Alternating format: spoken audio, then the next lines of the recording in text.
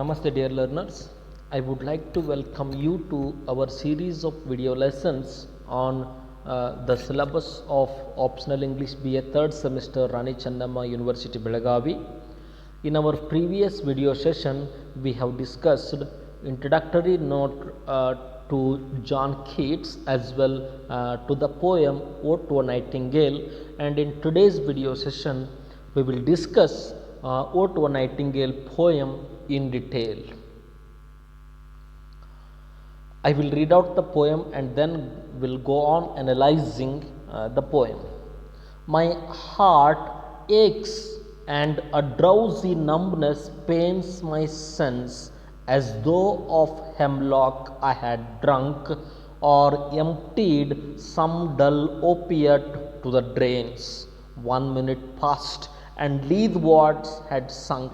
It is not through envy of thy happy lot, but being too happy in thy happiness, that though light-winged dryad of the trees in some melodious plot of beechen green and shadows numberless, singest of summer in full-throated ease. In the first stanza of the poem, the poet is describing his state, his condition.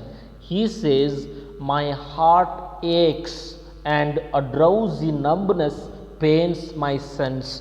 I am feeling numbness in my sense and I am not able to move very rapidly because I am feeling numb and my heart is aching with pain. And he says, I am feeling as if I had drunk hemlock or emptied some dull opiate to the drains. He says, I feel as if I had drunk poison or opiate or drugs. I feel as if I have taken some drugs and I am not able to move quickly. I am not able to move rapidly. 1 minute passed and leathwards had sunk. That pain was there in my heart only for 1 minute, and after that it had sunk to the leathwards. It is not through envy of thy happy lot. And he tells to the bird, he tells to the nightingale that I am not jealous of your happiness.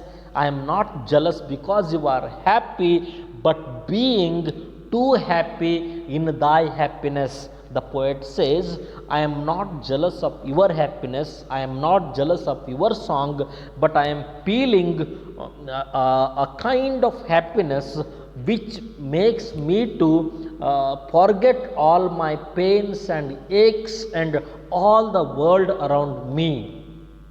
That though light-winged dryad of the trees, the poet says, you are a light-winged dryad of the trees, and you are singing in a melodious plot. Your song is so melodious, so sonorous, that I have forgotten all my pains, all my suffering, all my pains, he says.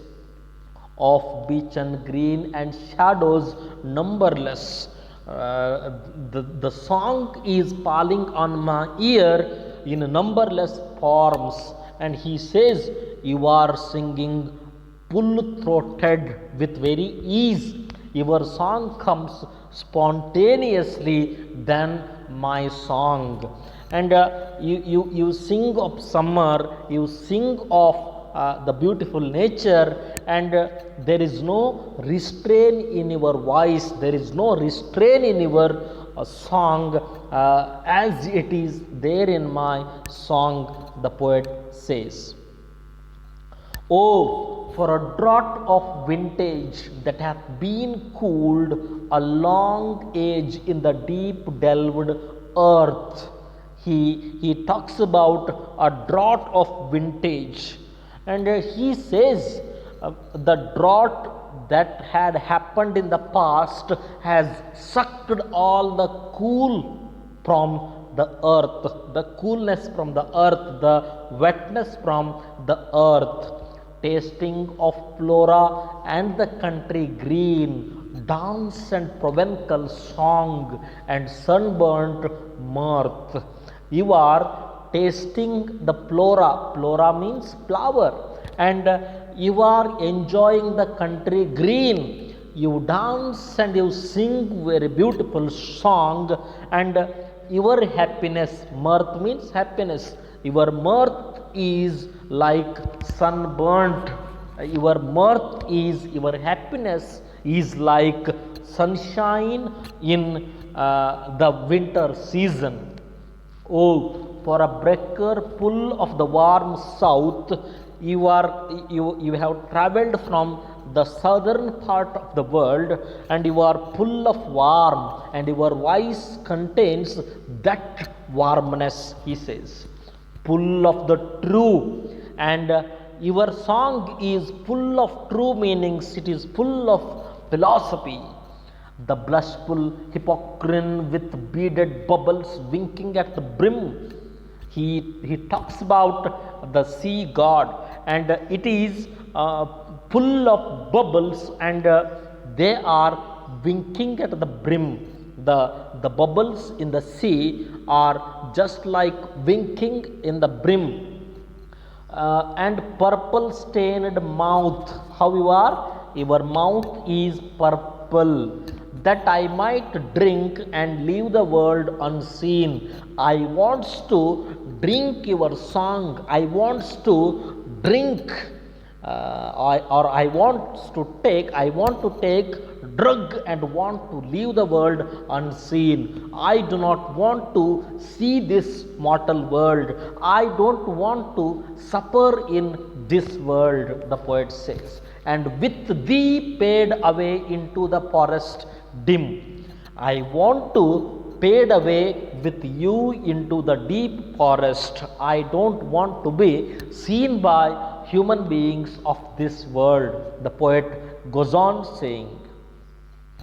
Fade far away, dissolve, and quiet forget what thou among the leaves hast never known. The poet says to the bird, fade far away, go away from this mortal world, dissolve, leave this world, and forget all the things which you have accumulated in your life.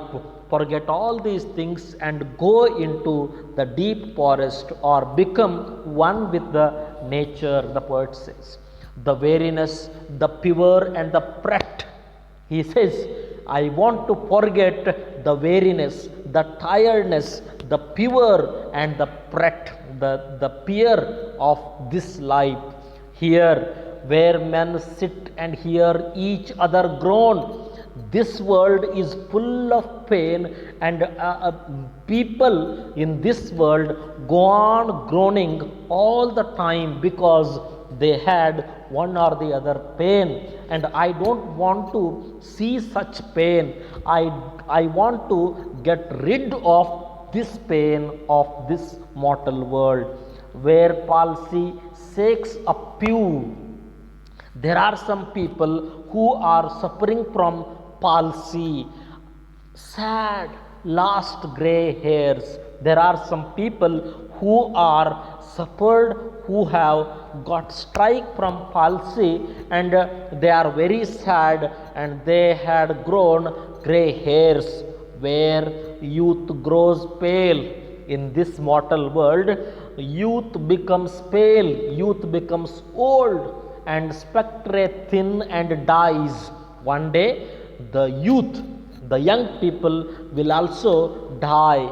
They will no longer be living in this world, but your song, my dear bird, will remain for a long time, the poet says. Where but to think is to be full of sorrow and leaden-eyed despairs. This world is full of sorrows. There is no happiness at all, and all the eyes of these human beings are full of despairs, whose face you see, there is a pain in his eyes, there is a despair in his eyes, where beauty cannot keep her lustrous eyes. The beauty will no longer remain for a long time in this world. Beauty will fade away. The youth will, the age, the youth, everything will vanish in this world. Or new love pine at them beyond tomorrow. There is no there is no immortality to the human love.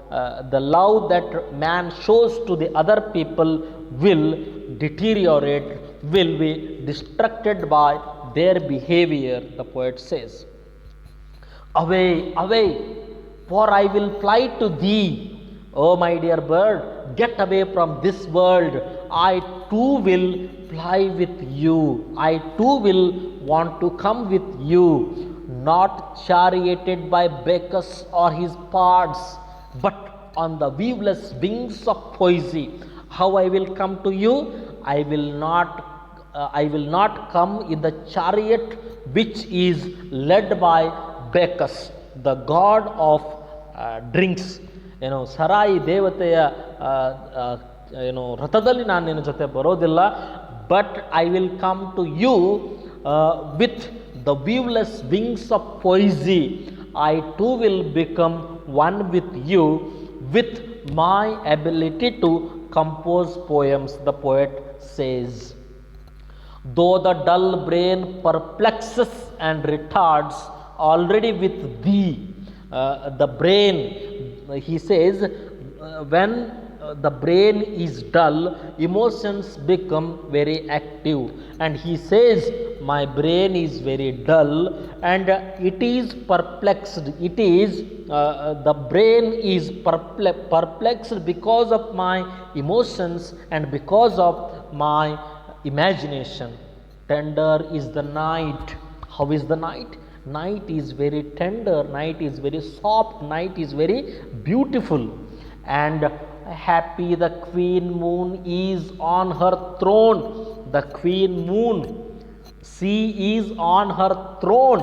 She is sitting on her throne comfortably, and the night is very beautiful, night is very comforting, night is very soothing, and in this particular night I wants to come to you.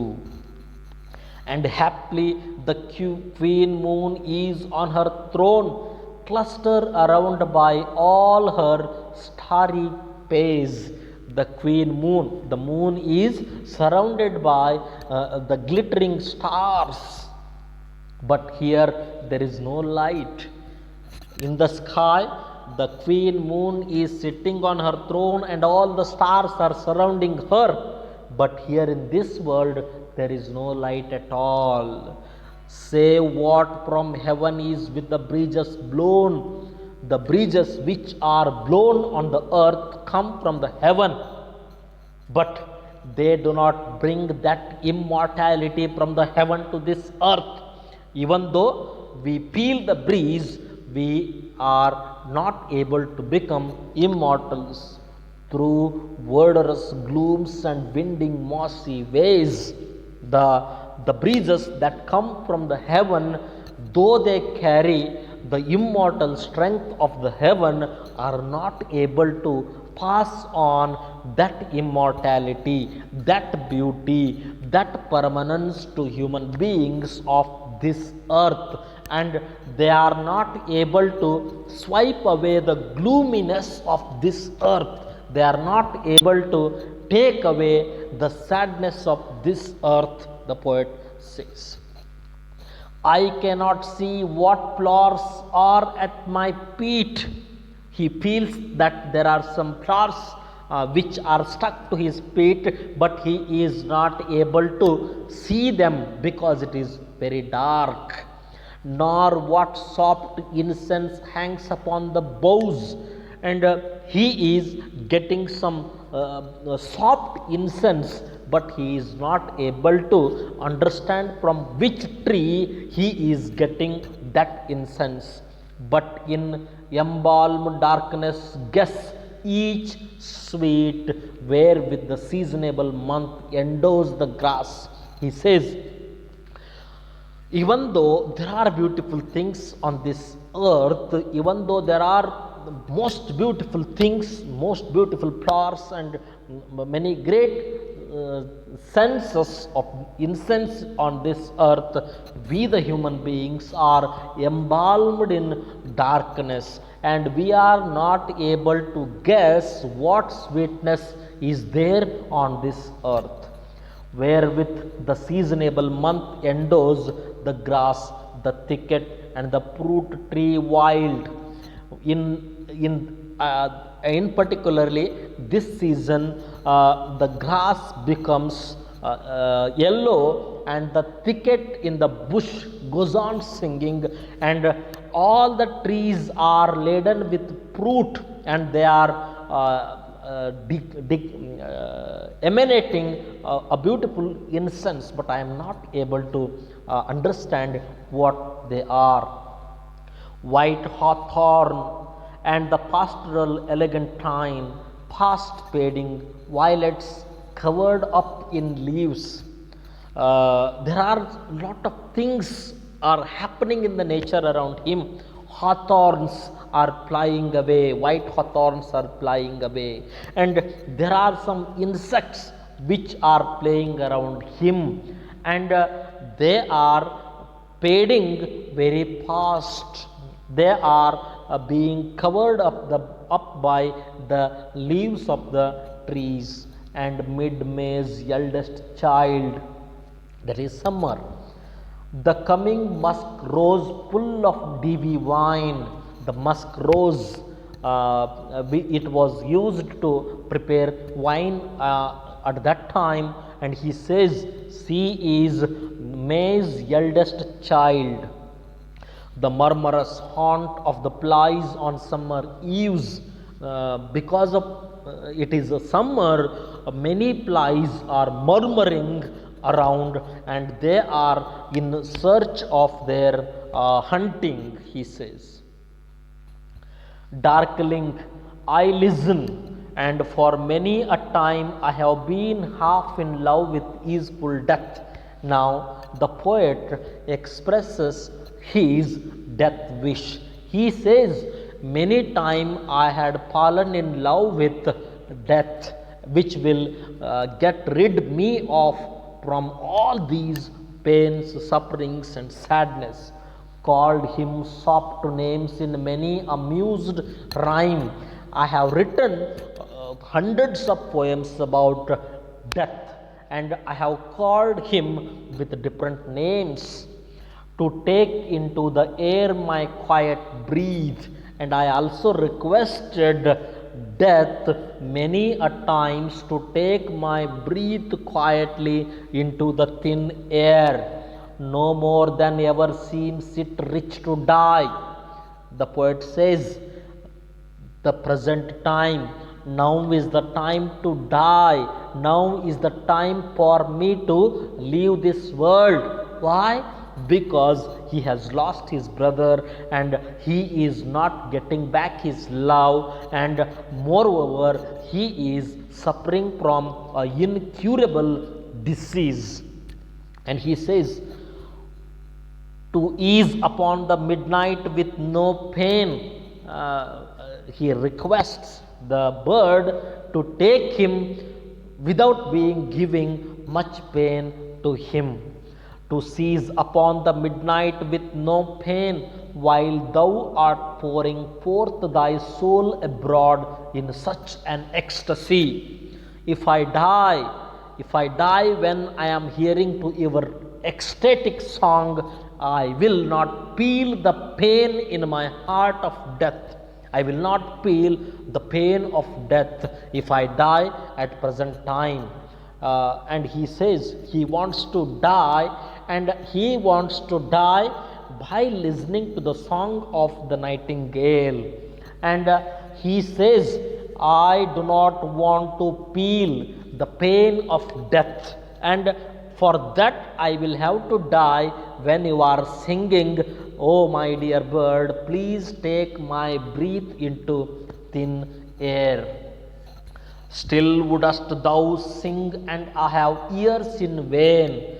You have been singing the song, but I have ears which are not able to listen that beauty, listen to the philosophy you are telling to human beings from time immemorial. To thy high requiem become a sword. He says, your song seems to be a requiem of me. And he says, your song seems to be a requiem, an elegy, a death wish song to me. Thou wast not born for death, immortal bird. I, a human being, will die, but you are not. You are immortal. You are immortal bird. No hungry generations tread thee down. Generations after may pass, but your song will remain for a long time. Your body may be dead, but your song, your voice, your philosophy will remain for a long time, the poet says. The voice I hear this passing night was heard in ancient days by emperor and clone. The song which I am hearing today was heard by many great emperors and clones as well. Perhaps the self same song that found a path through the sad heart of Ruth when sick for home. He mentions a woman called Ruth and who was married to a person, and she was feeling homesickness, and he says, your song might have soothed the sadness of Ruth, the homesickness of Ruth. She stood in tears amid the alien corn, the same that oftentimes hath charmed magic casements opening on the foam of perilous seas in fairy lands forlorn. Ruth stood in front of the sea, and her eyes were full of tears because she wants to go back to her home, but she was not able. And at that time, she might have heard your song, she might have heard your melodious, sonorous song, and she might have forgotten all her pain. She might have forgotten all her sadness, and she might have enjoyed the perilous beauty of the seas and the forest from a far away place, the poet says. Forlorn, the very word is like a bell to toll me back from thee to my soul self. Once again, the poet becomes very sad because he is not able to listen to the song of the bird because the song has flown away. And how it goes far away from the poet, the sound becomes dim, and once again the poet becomes very sad, forlorn. And he says, the feeling of sadness brings me back to my own self. Adieu, bye bye.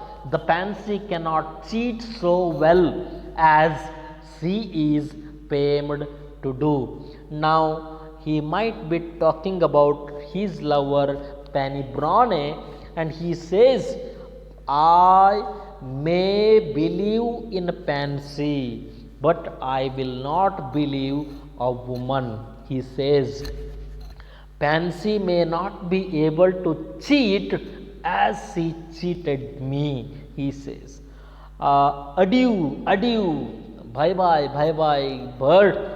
Thy plaintive anthem fades, your song, your anthem fades away from me, past the near meads. Your song is being heard from a far place, over the still stream, up the hillside. Your song is heard everywhere, near the meads, over the still stream, up the hillside, and now it is buried deep in the next valley glades. Now it is there in the next valley, and you are there in the next valley, and you are singing there, but I am not able to listen to your song clearly. And now the poet puts forth a question, a rhetorical question, which cannot be answered by readers anymore. He asks, was it a vision or a waking dream? Blood is that music, do I wake or sleep? We do not know. Either the poet does not know whether it was a vision or a waking dream, or whether he was awake or sleeping, whether it was a dream or reality. And he says, the music is played far away from me, and I do not know whether I am sleeping or awake. This is where the poem comes to end, and in our next video session we will discuss the next poem, Ode to a Skylark. Thank you very much.